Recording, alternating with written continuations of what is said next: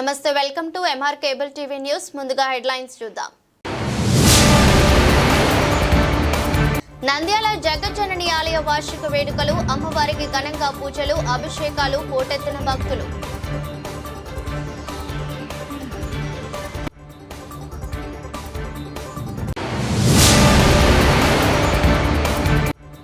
Nandyal SDPI కార్యాలయం వద్ద tension. ప్రత్యేక పోలీసుల బలగాలతో కార్యాలయం వద్ద చేరుకున్న ఈడీ అధికారులు.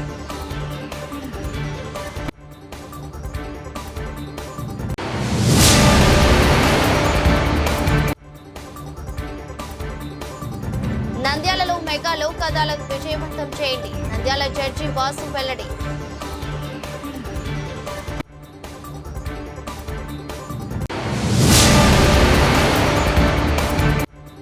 శ్రీశైలం మల్లన్న ఆలయంలో 16 రోజుల హుండీ ఆదాయం 5,69,55,455.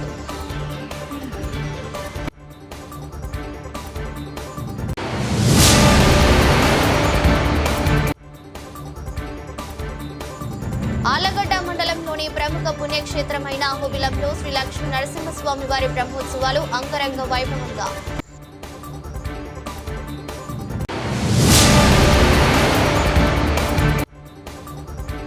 పోక్సో చట్టంపై అవగాహన సదస్సు, తాత్కాలికమైన సంతోషం, ఆనందం కోసం యువత కటకటాల పాలు కావద్దు, శ్రీమతి బి రాధారాణి.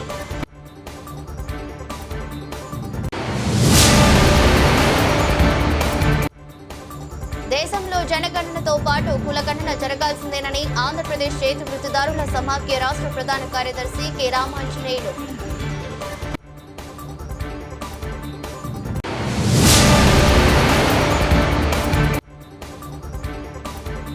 అంతర్జాతీయ మహిళా దినోత్సవ వార్షికోత్సవాలు, విద్యార్థినులకు ఓపెన్ హౌస్ కార్యక్రమం నిర్వహణ.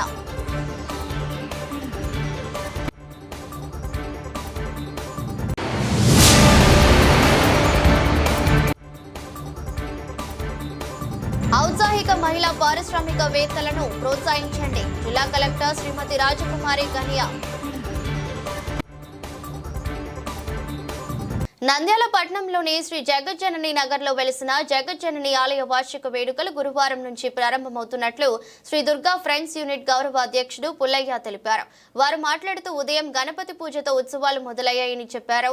చెరువు నుంచి నీరు తెచ్చి మహిళలు అమ్మవారిని అభిషేకించారు. 5 రోజుల పాటు జరిగే ఈ వేడుకల్లో భక్తులు అధిక సంఖ్యలో పాల్గొని అమ్మవారి కృపకు పాత్రులు కావాలని కోరారు. ఈ సందర్భంగా అధ్యక్షులు పుల్లయ్య మాట్లాడుతూ నంద్యాల పట్టణంలోని శ్రీ జగజ్జనని నగర్లో వెలిసిన జగజ్జనని ఆలయ వార్షిక వేడుకలు గురువారం ఉదయం గణపతి పూజతో ఉత్సవాలు మొదలయ్యాయని చెప్పారు. చెరువు నుంచి నీరు తెచ్చి మహిళలు అమ్మవారిని అభిషేకించడం జరిగిందని, 5 రోజుల పాటు జరిగే ఈ వేడుకల్లో భక్తులు అధిక సంఖ్యలో పాల్గొని అమ్మవారి కృపకు పాత్రులు కావాలని కోరారు.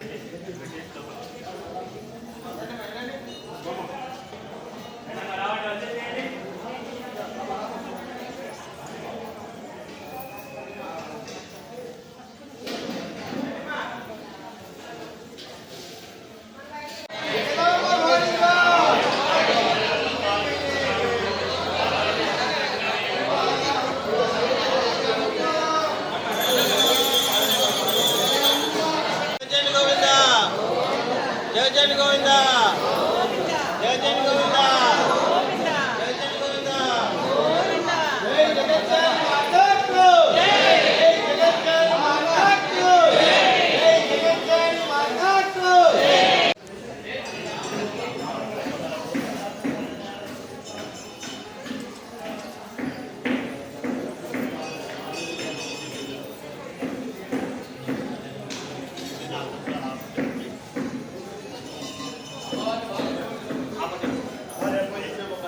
ఆవుపాలు గణపతి గుడి దాటాక ఎరువులగల దగ్గర ఉంటారు చూడమ్మ.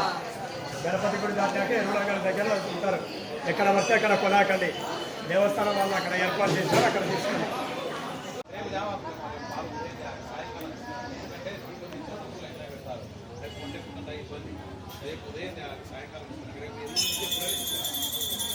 నంద్యాల ఎన్డీపీఐ కార్యాలయం వద్ద టెన్షన్. ప్రత్యేక పోలీసుల బలగాలతో కార్యాలయం వద్ద చేరుకున్న ఈడీ అధికారులను ఎన్డీపీఐ నాయకులకు మధ్య వాగ్వాదం. కార్యాలయం తలుపులు తెరుచుకుని ఆఫీసులో సోదాలు చేస్తున్న ఈడీ అధికారులు. ఎస్డీపీఐ జాతీయ అధ్యక్షులు ఎన్కే పైసీ గారి అరెస్టును ఖండిస్తూ నిన్న నంద్యాలలో ఎస్డిపిఐ భారీ నిరసన కార్యక్రమం. గత కొద్ది రోజులుగా వక్ఫ్ బోర్డు వ్యతిరేక చట్టాల మీద నిరసన తెలుపుతున్న ఎస్డిపిఐ కొద్ది రోజుల క్రితం వక్ఫ్ బోర్డు వ్యతిరేక చట్టాలకు వ్యతిరేకంగా నంద్యాలలో భారీ బహిరంగ సభ నిర్వహించిన ఎస్డిపిఐ ఈ నేపథ్యంలో రోజు నంద్యాల ఎస్డిపిఐ కార్యాలయంపై ఈడీ దాడుల వివరాలు తెలియాల్సి ఉంది.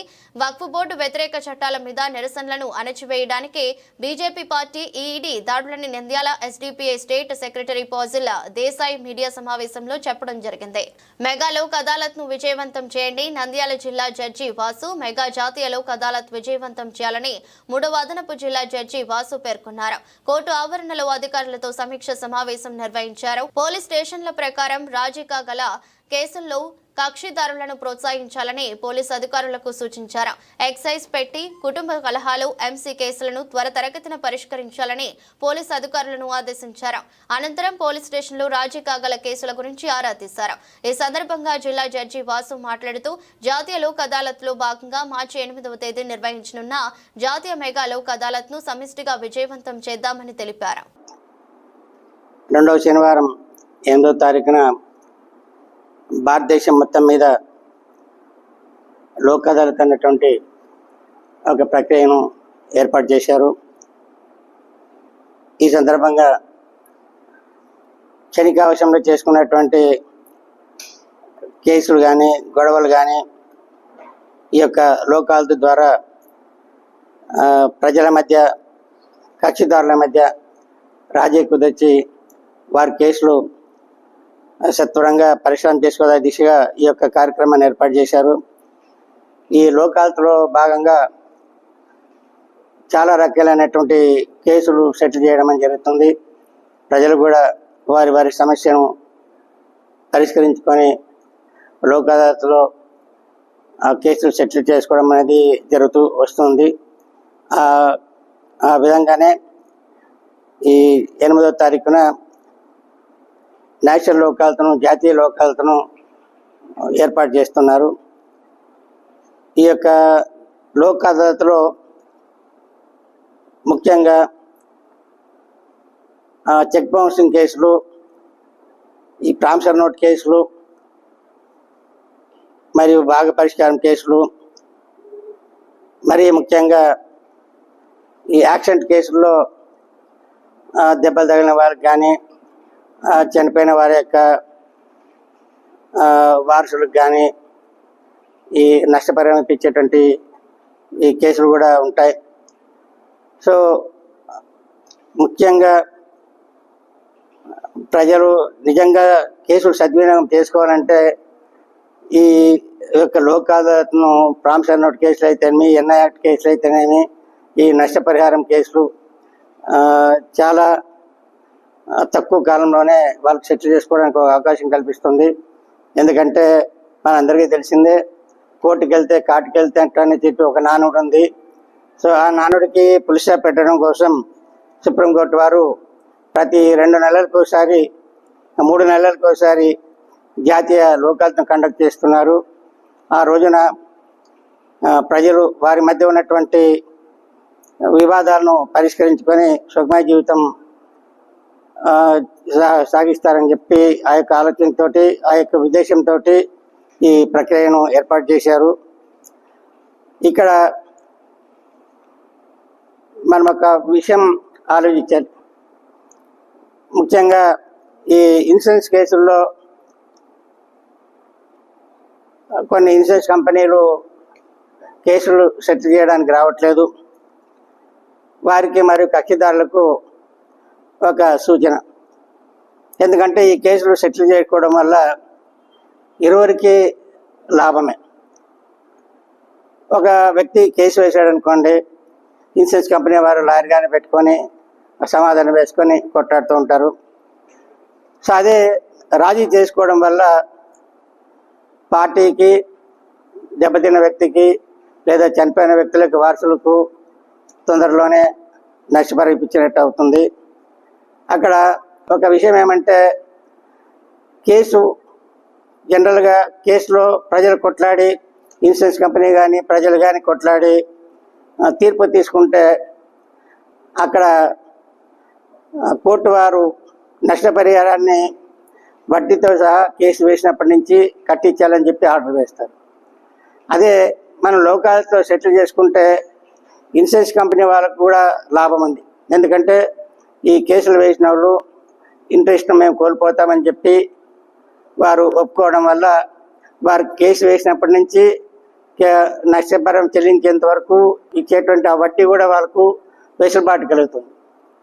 సో ఈ యొక్క విషయాన్ని అన్ని ఇన్సూరెన్స్ కంపెనీలు కూడా దృష్టిలో పెట్టుకొని ఈ నష్టపోయినటువంటి వ్యక్తులకి, అంటే భార్య కానీ భర్త కానీ పిల్లల్ని కోల్పోయినటువంటి వాళ్ళకి, లేదా యాక్సిడెంట్లో దెబ్బలు తగిన వ్యక్తులకు ఒక మంచి న్యాయం చేసినటువంటి విధంగా కూడా వారు ఆ విధంగా కూడా ఆలోచించి కేసును సెటిల్ చేయడానికి చేయవలసిందిగా ఈ సందర్భంగా అందరికి కూడా కోరమైంది. అదేవిధంగా ప్రజలకు క్షణికావేశంలో మనం కొట్లాడుకుంటాం ఇంటి దగ్గర. సో వాటిని కేసులు పెట్టడం వల్ల మన కోర్టు చుట్టూ తిరగాలి. మన విలువైన సమయాన్ని, విలువైనటువంటి పనిని మనం పక్కన పెట్టేసి రోజు కూలి వదిలేసి కోర్టు చుట్టూ తిరగాల్సి వస్తుంది. సో అటువంటి కేసులు కూడా, రాజీ పడదగ్గ కేసులు ఏమంటే కూడా ప్రజలందరినీ కూడా ఈ సందర్భంగా ఈ యొక్క లోకాతులు మేము ఈ యొక్క కేసులు సెటిల్ చేస్తుండగా అందరినీ కూడా కోరడమే. నంద్యాల జిల్లా శ్రీశైలం మల్లన్న ఆలయంలో ఉభయ ఆలయాల హుండీ లెక్కింపు నిర్వహించారు. బ్రహ్మరాంబ మల్లికార్జున స్వామి అమ్మవార్ల ఉభయ ఆలయాలు హుండీ లెక్కింపు నిర్వహించారు. చంద్రవతి కళ్యాణ మండపంలో పకడ్బందీగా ఈ లెక్కింపు నిర్వహించగా శ్రీశైలం మల్లన్న దేవస్థానానికి 5,69,55,455 రూపాయల నగదు రాబడగా లభించిందని దేవస్థానం అధికారులు తెలిపారు. ఈ ఆదాయాన్ని గత 16 రోజులలో శ్రీ స్వామి అమ్మవార్లకు భక్తులు నగదును కానుకల రూపంలో సమర్పించినట్లు ఈవో శ్రీనివాసరావు వెల్లడించారు. ఈ హుండీ లెక్కింపులో నగదుతో పాటు 89 గ్రాముల 500 మిల్లీగ్రాముల బంగారం, అలానే వెండి 5 కేజీల 850 గ్రాములు లభించగా నగదు బంగారుతో పాటు USA డాలర్లు 885, UAE dirhams 105, UK pounds 80, Singapore డాలర్లు 2, కెనడా డాలర్లు 5 మొదలైన వివిధ దేశాల విదేశీ కరెన్సీ ఈ హుండీ లెక్కింపులో లభించాయి. పటిష్టమైన నిఘా నేత్రాల మధ్య హుండీ లెక్కింపు జరగగా లెక్కింపులో దేవస్థానం అన్ని విభాగాలకు చెందిన అధికారులు, సిబ్బంది, శివసేవకులు పాల్గొన్నారు. ఆలగడ్డ మండలంలోని ప్రముఖ పుణ్యక్షేత్రమైన అహోబిలంలో శ్రీ లక్ష్మీ నరసింహస్వామి వారి బ్రహ్మోత్సవాలు అంగరంగ వైభవంగా జరుగుతున్నాయి. అహోబిలం మఠం 46వ పీఠాధిపతి శ్రీ వంశటగోప శ్రీ రంగనాథ యాతీంద్ర మహాదేశికండ్ స్వామి ఆధ్వర్యంలో శ్రీవారి బ్రహ్మోత్సవాల్లో భాగంగా బుధవారం ఎగువ అహోబిలంలో ధ్వజారోహణం కార్యక్రమాన్ని వేద పండితులు నిర్వహించారు.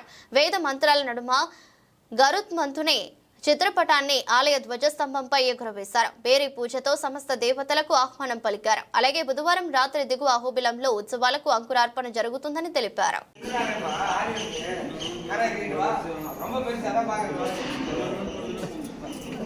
అహోబిలే గారుడశైల మధ్యే కృపావసాత్ కల్పిత సన్నిధానం లక్ష్మ్యా సమాలింగిత వామభాగం లక్ష్మీ నృసింహం శరణం ప్రపద్యే.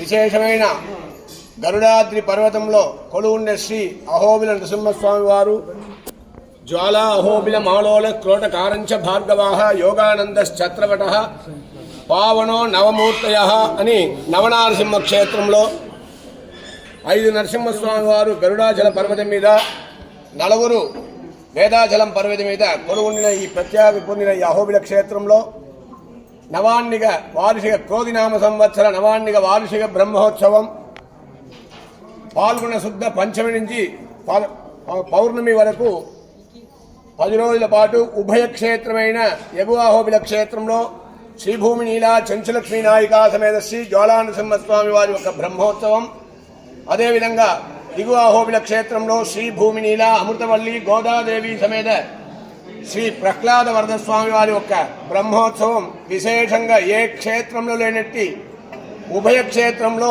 ప్రతి ఒక్క ఉత్సవం ప్రధానంగా ఎగువ అహోబిల క్షేత్రంలో ప్రారంభించి మరుసటి దినం దిగువ అహోబిల క్షేత్రంలో జరిగే ఒక అనవాయికం. అటువంటి నవనారసింహ క్షేత్రంలో ఈరోజు నిన్న సాయంకాలం పంచమి ఔభరణి నక్షత్రం కలిగిన పర్వదినంలో నిన్న సాయంకాలం శ్రీ అహోబిల మఠం పీఠాధిపతి అయిన శ్రీవంశనగోప శ్రీ రంగనాథ యతీంద్ర మహాదేశికుల వారి యొక్క అధ్యక్షతన విశేషంగా స్వామివారికి వేద విన్నప్పం, యజమాన ఆజ్ఞ, భగవదాజ్ఞ పొంది తదనంతరం స్వామివారు విశ్వక్సేనుడు విశ్వక్సేనం సకల విబుధం పీద పీదాదిరాజ్యం శుక్రాధక్రే కరసరజై దండదండం దదానం శ్రీవత్సాంగం సకల వపుషం పీతవస్త్రం శుభాంగం ధ్యాయేత్ విష్ణుం సకల విబుధం సూత్రవత్యా సమేతమని ఆ విశ్వక్సేనుడు వారి మృత్సంగ్రహ మంటపంలో వేంచేసి స్వామివారికి మహాసంకల్పం, స్వామివారికి పుణ్యాహవాచనం, విశ్వక్సేన ఆరాధనం, తదనంతరం మృత్సంగ్రహణంతో యాగశాల ప్రవేశించి స్వామివారికి రాత్రి గరుడ ప్రతిష్ఠ, ధ్వజస్తంభ పుణ్యాహవాచనం, శుద్ధి పుణ్యాహవాచనం, అగ్ని ప్రతిష్ఠ ఇటువంటి కైంకర్యం నిర్వహించి ఈరోజు ఉదయం 9:15 నుంచి 10:30 లోపల ధ్వజారోహణం జరగడానికి సిద్ధమై ఈ క్షేత్రంలో గరుత్మంతుడు తపస్సు చేసి నృసింహస్వామి వారి ప్రత్యక్షం కాగా ఏ వరం కావాలని చెప్పి అడిగినప్పుడు 2 వరం కావాలి, దానికి ఒకటి ఈ పర్వతం నా పేరు మీద పిలవాలి, నేనే నీకు ముఖ్యమైన వాహనంగా ఉంటాను అని 2 వరం కోరిన గరుత్మంతునికి ఈ స్వామివారు అదేవిధంగా అనుగ్రహించి జ్వాలా నృసింహస్వామి వారే ప్రత్యక్షంగా వారికి అనుగ్రహించి దానివలనే ఈరోజు గరుడ ప్రతిష్ఠ జరిగి ధ్వజారోహణంతో చివరి దినమైన పౌర్ణమి రోజు ప్రతి ఒక్క క్షేత్రంలో 3వ రోజులు గరుడోత్సవం ఉంటుంది. ఈ ప్రత్యేకించి అహోబిల క్షేత్రంలో 10వ రోజు రాత్రి 12 గంటల సుమారు 12 గంటలకి గరుడోత్సవంతో భగవంతుడు మాడవీధులు విచ్చేసి ధ్వజస్తంభం ప్రత్యక్షంగా ధ్వజస్తంభం ముందర ఆ ధ్వజ అవరోహణం జరిగి తదనంతరం స్వామివారు గర్భాలయానికి వేంచేసే ఒక అనువాయికం. అటువంటి పర్వదినమైన ఈరోజు స్వామివారికి ధ్వజారోహణంతో ఇంకా కొన్ని క్షణంలో స్వామివారిని నిర్వహిస్తారు కనుక దీన్ని ప్రత్యక్షంగా పరోక్షంగా భగవంతుని ఎవరెవరు వేడుకుంటారో వారందరికీ సంతాన సంపదం లక్ష్మీం ఆయురారోగ్య పూర్వికాం శ్రీ నృసింహ పదద్వంద్వౌ దద్యాత్ అత్యంత వైభవాత్ అని చెప్పినట్టు శ్రీమద్ ఆదివంశడగోప యతీంద్ర మహాదేశికాయ నమః, శ్రీమదే శ్రీ షష్టపరాంగుధ యతీంద్ర మహాదేశికాయ నమః, శ్రీమదే శ్రీవంశడగోప శ్రీ రంగనాథ యతీంద్ర మహాదేశికాయ నమః. ఫోక్సో చట్టంపై అవగాహన సదస్సు తాత్కాలికమైన సంతోషం, ఆనందం కోసం యువత కటకటాల పాలు కావద్దు. Shrimati B Radharani, principal senior civil judge, Nandyal జిల్లా. ఫోక్సో చట్టంపై కళాశాల విద్యార్థులకు అవగాహన కలిగించే ఉద్దేశంతో రామకృష్ణ డిగ్రీ కళాశాల వివేకానంద ఆడిటోరియంలో మహిళల చట్టాలపై అవగాహన సదస్సు నిర్వహించారు. ఈ సదస్సుకు కళాశాల చైర్మన్ డాక్టర్ రామకృష్ణారెడ్డి అధ్యక్షత వహించారు. ముఖ్య అతిథిగా శ్రీమతి బి రాధా రాణి, ప్రిన్సిపల్ సీనియర్ సివిల్ జడ్జి పాల్గొన్నారు. ఈ సందర్భంగా ముఖ్య అతిథి శ్రీమతి రాధారాణి మాట్లాడుతూ విద్యార్థులు ఫోక్సో చట్టంపై అవగాహన కలిగి ఉండాలని, చిన్న పిల్లలు ముఖ్యంగా 18 సంవత్సరాల లోపు పిల్లల పట్ల సెక్షువల్ హెరాస్మెంట్ కానీ, ఫిజికల్ గా కానీ ఇబ్బంది పెట్టడం, హింసించడం, అత్యాచారాలు చేయడం, మానసికంగా శిక్షించడం, ఈవ్ టీజింగ్ చేయకూడదన్నారు. 2012లో చైల్డ్ ప్రొటెక్షన్ యాక్ట్ వచ్చిందని అన్నారు. 18 సంవత్సరాల లోపు పిల్లలపై ఇలాంటి అఘాయిత్యాలు చేసినప్పుడు ఫోక్సో చట్టం కింద అరెస్టు చేస్తుంది. ఈ చట్టం చాలా శక్తివంతమైనదని, నాన్ బెయిలబుల్ మరియు అరెస్ట్ వారెంటీ ఉంటుందని అన్నారు. నాకు ఈ విషయం తెలీదు, ఈ చట్టం మీద నాకు అవగాహన లేదు అని ఎవరు చెప్పినా కానీ చట్టం దాన్ని అంగీకరించదు. Ignorance of law is no excuse. So every citizen, every student should know the law.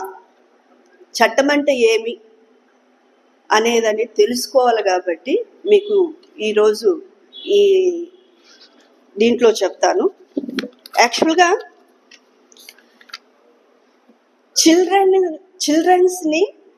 Children అంటే మీకు చెప్పేది ఏమంటే చట్టంలో ఏం చెప్తుందంటే 2D ప్రకారము 18 ఏళ్ళ పిల్లలు, ఆడవాళ్ళు కావచ్చు, మగపిల్లలు కావచ్చు, ఎప్పుడు లోపల 18 years లోపల వాళ్ళకి ఎటువంటి అయినా లైంగికమైన నేరాలు నుండి రక్షించడానికి ఈ చట్టం వచ్చింది.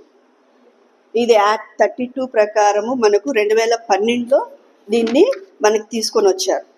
19/6/2012లో దీనికి తీసుకురావడానికి కారణం ఏంటి అంటే, మన India general assembly United states ఉన్నాయి కదా, అన్ని స్టేట్స్ కలిపి యునైటెడ్ నేషన్స్ అంతా కలిపి వచ్చేసి జనరల్ అసెంబ్లీ అనేది పెట్టుకొని దాంట్లో ఈ చిల్డ్రన్కి మనం రైట్స్ని ఎంతవరకు క్రియేట్ చేయగలము, వాళ్ళు ఎంతవరకు రికగ్నైజ్ చేయగలుగుతాం, ఎంతవరకు రక్షణ ఇవ్వగలుగుతాం అనే దాని చర్చల్లో ఆమోదాలు తీసుకొని దాని ప్రకారము 11th December 1992లో తీసుకున్నటువంటి యాక్సెప్టెన్స్ ప్రకారం తీసుకొని వచ్చినటువంటి ఆలోచనలలో పెద్దవాళ్ళు క్రియేట్ చేసిన చట్టం ఇది.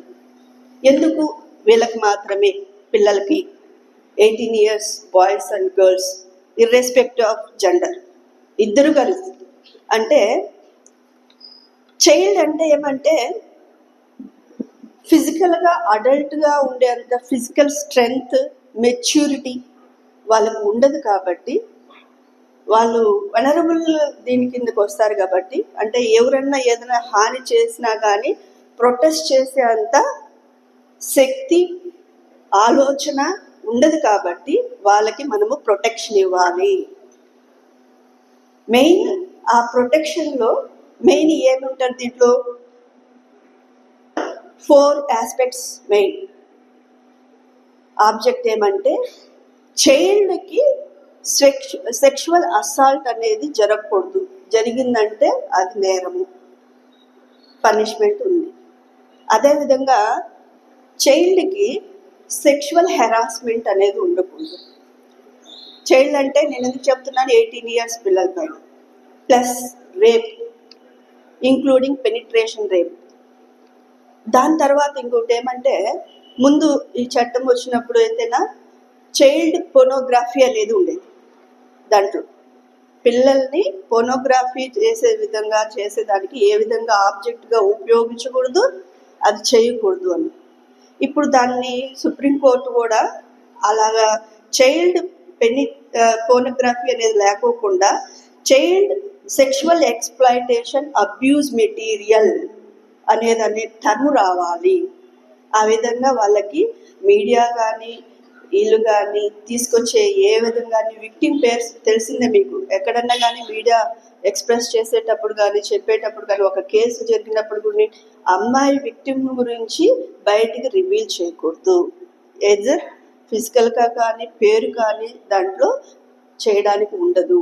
అలాగా వాళ్ళని ఈ ఎక్స్ప్లాయిటేషన్ నుండి మనము ఎలాగ ప్రొటెక్ట్ చేసుకోవాలా.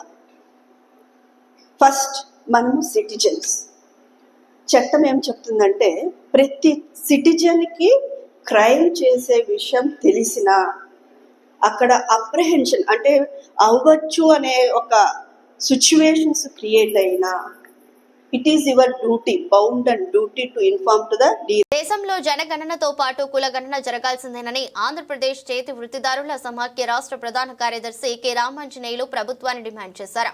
గురువారం పట్టణంలోని స్థానిక నిశాంత్ భవనంలో ఏర్పాటు చేసిన అఖిల రాజకీయ పక్షాలు ప్రజా సంఘాల రౌండ్ టేబుల్ సమావేశం చేతి వృత్తిదారుల సమాఖ్య జిల్లా కార్యదర్శి రామ్మోహన్ అధ్యక్షతన జరిగింది.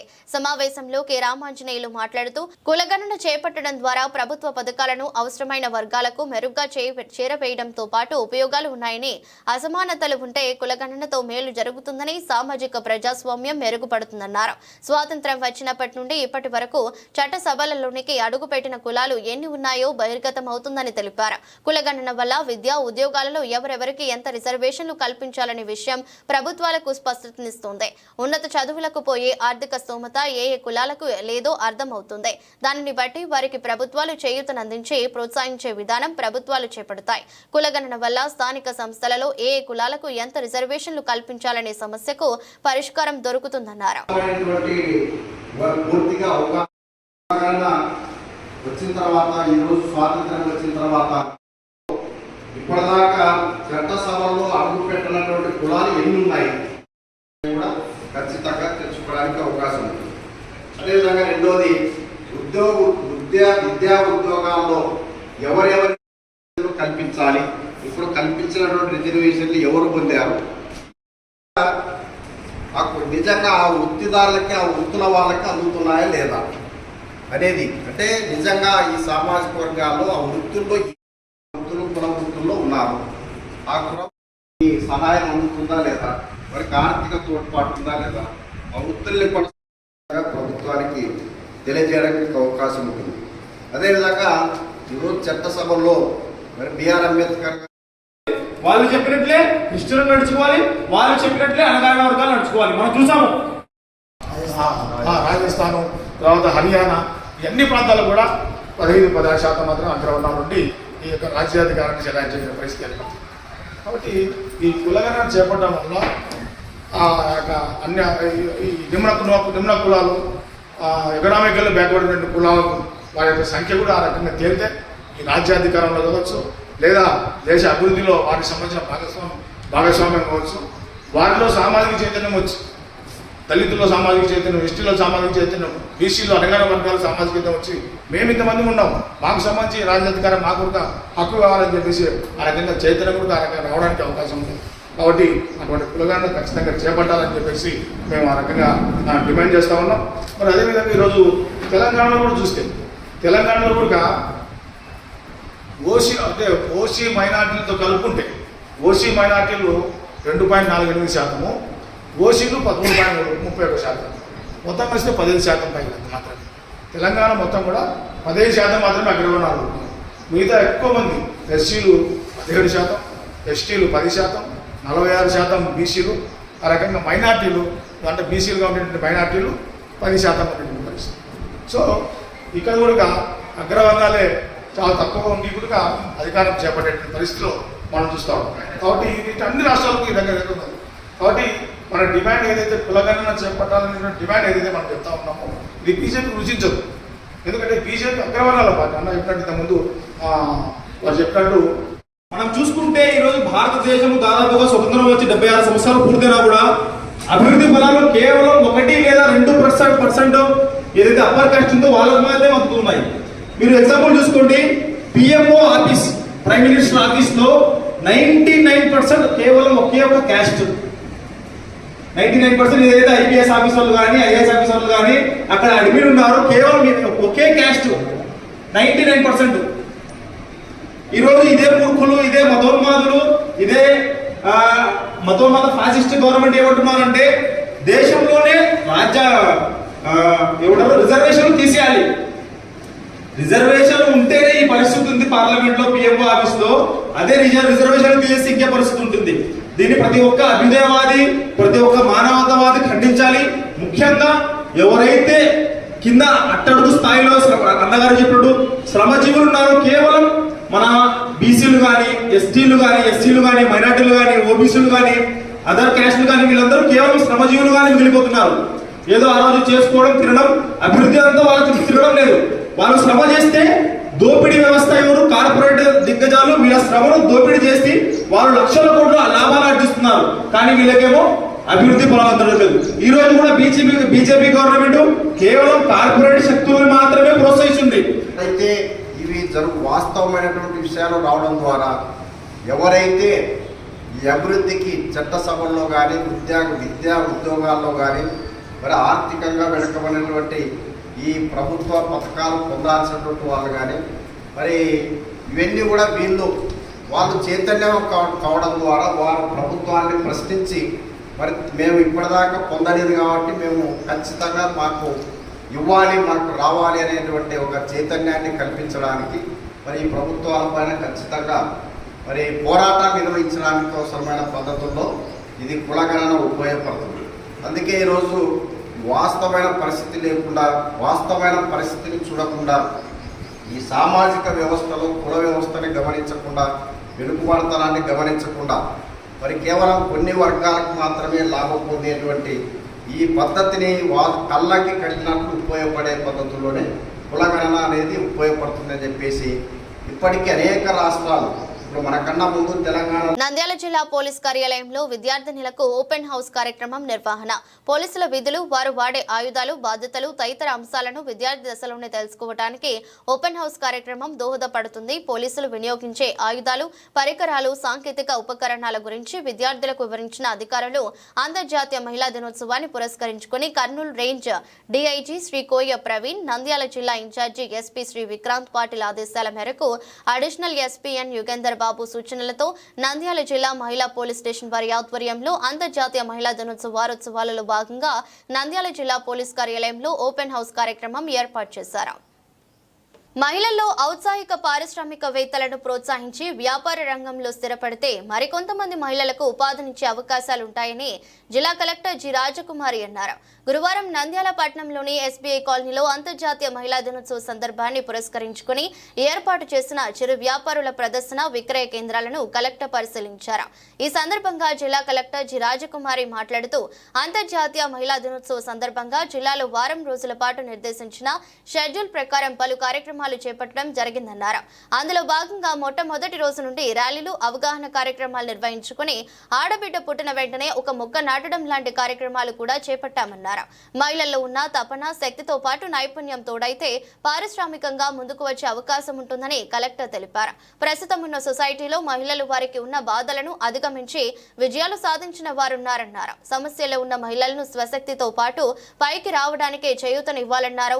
పట్టణంలోని మహిళా పారిశ్రామికవేత్తలను ప్రోత్సహించాలనే ఉద్దేశంతో ఈ కార్యక్రమాన్ని ఏర్పాటు చేసినట్లు కలెక్టర్ తెలిపారు. తద్వారా మరికొంతమంది మహిళలకు ఉపాధి కల్పించే స్థాయికి ఎదిగే అవకాశం ఉంటుందన్నారు.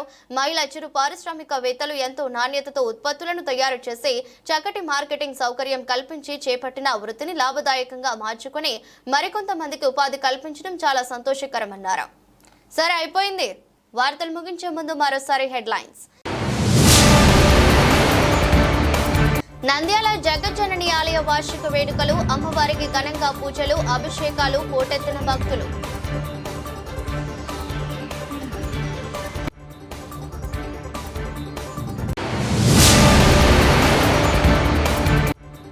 నంద్యాల ఎస్డిపిఐ కార్యాలయం వద్ద టెన్షన్. ప్రత్యేక పోలీసుల బలగాలతో కార్యాలయం వద్ద చేరుకున్న ఈడీ అధికారులు.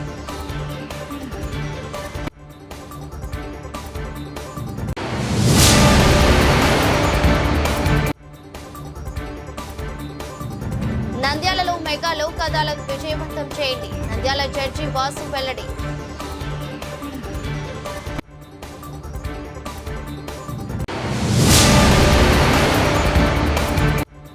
శ్రీశైలం మల్లన్న ఆలయంలో 16 రోజుల ఉండి ఆదాయం 5,69,55,455.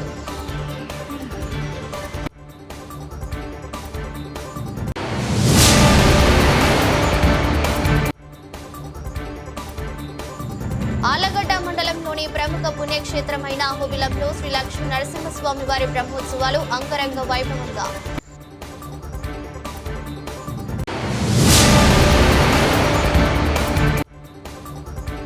పోక్సో చట్టంపై అవగాహన సదస్సు. తాత్కాలికమైన సంతోషం, ఆనందం కోసం యువత కటకటాల పాలు కావద్దు. శ్రీమతి బి రాధారాణి.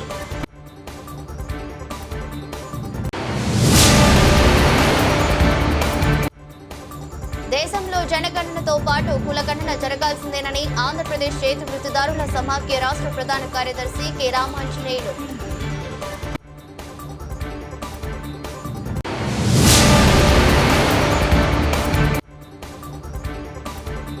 అంతర్జాతీయ మహిళా దినోత్సవ వార్షికోత్సవాలు, విద్యార్థినులకు ఓపెన్ హౌస్ కార్యక్రమం నిర్వహణ.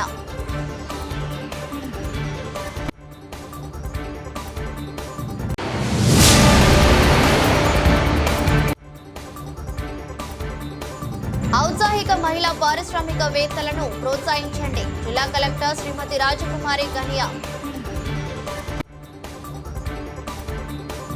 ఇదే బులెటిన్. మరో బులెటిన్లో మళ్ళీ కలుద్దాం. అంతవరకు సెలవు. నమస్కారం.